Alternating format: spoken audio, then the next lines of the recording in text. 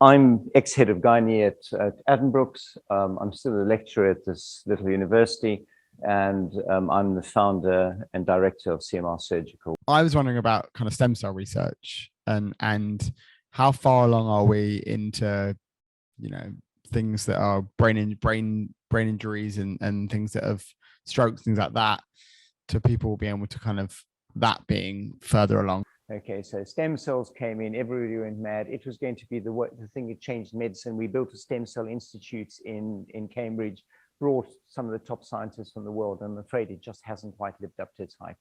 So some aspects of one of the problems with stem cells, the different types, and I'm not going to go into the technicality, but one of the problems is cells at a certain stage are what we call pluripotent. They can become anything.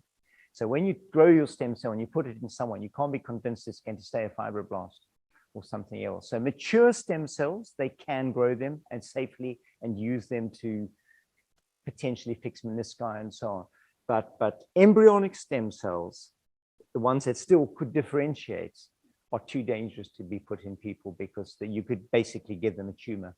It could change its characteristics, switched up to a different path, and next thing you've got a very great cancer that's been put in you. And the stem cell institutes have just got smaller and smaller.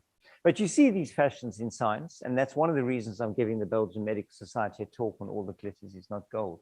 Whenever something glitters too much, our responsibility is to really look at it carefully, to really study it, and to make sure it is indeed as good as the claims are, and not just a hype. Yeah, sorry, just one question. You seem to mention the 5-year rule in terms of reliability of data. And obviously with the vaccination with COVID, it's obviously all been fast-tracked into kind of like one year. I mean, what's your views in the way that has been? I think the mRNA technology goes back further than March 2020. It had been around for about 3 or so years already in other applications. You must also remember this. You're right. Time is the thing. I think we had no choice here because, I mean, you know, while the vaccine might cause some problems, I can absolutely assure you COVID really does cause problems in a huge number of people. Number two, vaccine technology has been around for years and years and years. It's not new. And number three, we have more numbers than have ever been available in trials ever in the world as a result of the COVID vaccine trials. So, and we're not seeing anything concerning yet. But yeah, it's a valid point.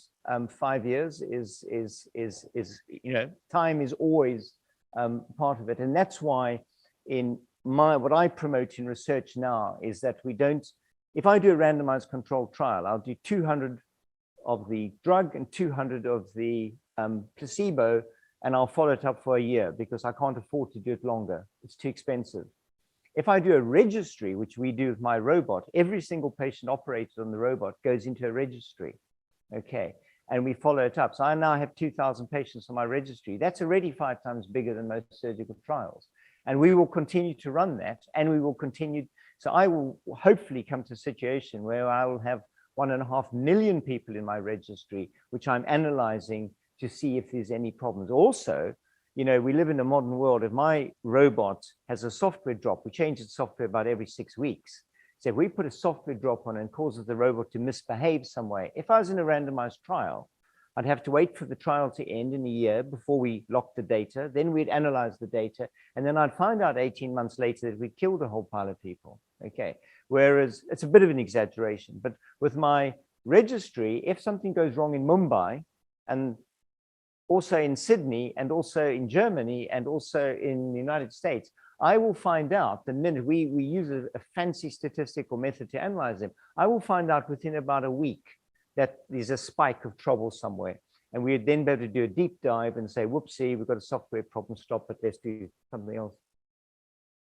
So I'm a promoter of what we call real world evidence, but nobody quite knows how to structure that yet. So it's registries, and then how do we make data evidence? But that's more for a scientific community. Thanks, Mark. Thanks, Thank you, that was great.